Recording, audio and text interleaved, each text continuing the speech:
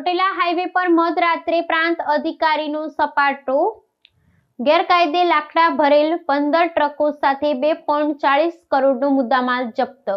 સુરેન્દ્રનગર જિલ્લાના Chotila national highway પર ગેરકાયદેસર પ્રવૃત્તિઓ ડામવા માટે વહીવટી તંત્ર દ્વારા મધરાત્રે ઓચિંતું ચેકિંગ હાથ ધરવામાં આવ્યું હતું। ચોટીલા પ્રાંત અધિકારીના માર્ગદર્શન હેઠળ કરવામાં આવેલી આ કાર્યવાહીમાં પાસ કે પરમિટ વિના લીલા લાકડાની હેરફેર કરતી 15 જેટલી ટ્રકો ઝડપી પાડવામાં આવી છે। અધિકારીઓએ હાઈવે પર નાકાબંધી કરીને શંકાસ્પદ વાહનોની તલાશી લેતા વન સંપદાની ગેરકાયદેસર હેરાફેરીનું મોટું કૌભાંડ સપાટી પર આવ્યું છે।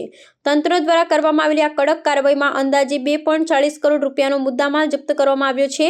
પ્રાથમિક તપાસમાં બહાર આવ્યું છે કે આ લાકડા કોઈપણ અધિકૃત મંજૂરી વિના કાપી અન્ય રાજ્યો કે શહેરોમાં વેચાણ અર્થે લઈ જવામાં આવી રહ્યા હતા। પર્યાવરણને નુકસાન પહોંચાડી કરવામાં આવતી આ તસ્કરીને અટકાવવા માટે મહેસૂલ અને વન વિભાગના અધિકારીઓ સંયુક્ત રીતે વાહનોનો કબજો લઈ કાયદેસરની કાર્યવાહી હાથ ધરી છે। આટલી મોટી સંખ્યામાં વાહનો ઝડપાતા લાકડા માફિયાઓમાં ભારે ફફડાટ વ્યાપી ગયો છે। ચોટીલા પ્રાંત અધિકારીએ જણાવ્યું હતું કે હાઈવે પર ગેરકાયદે ખનન અને લાકડાની હેરાફેરી રોકવા માટે આગામી સમયમાં પણ આ પ્રકારે આકસ્મિક નિરીક્ષણ શરૂ રાખવામાં આવશે।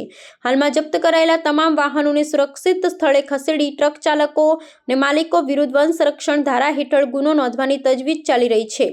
જિલ્લા કલેક્ટરે પણ આ સફળ કામગીરી બદલ ટીમને બિરદાવી છે અને પર્યાવરણના જતન માટે કાયદાનું ઉલ્લંઘન કરનારા તત્વો સામે કડક પગલાં લેવાની ખાતરી આપી છે। પરવાનગી લીધા વગર કે વાહતુક પાસ સિવાય અને કાપવાની મંજૂરી લીધા સિવાય લીલા લાકડાનું વહન કરતા કુલ 15 આઈસર છે જપ્ત કરવામાં આવેલા છે, જે કુલ મુદ્દામાલ થાય છે 2.40 લાખ પૂરા નો મુદ્દામાલ જપ્ત કરી અને મામલતદાર કચેરી ચોટીલા ખાતે રાખવામાં આવેલ છે।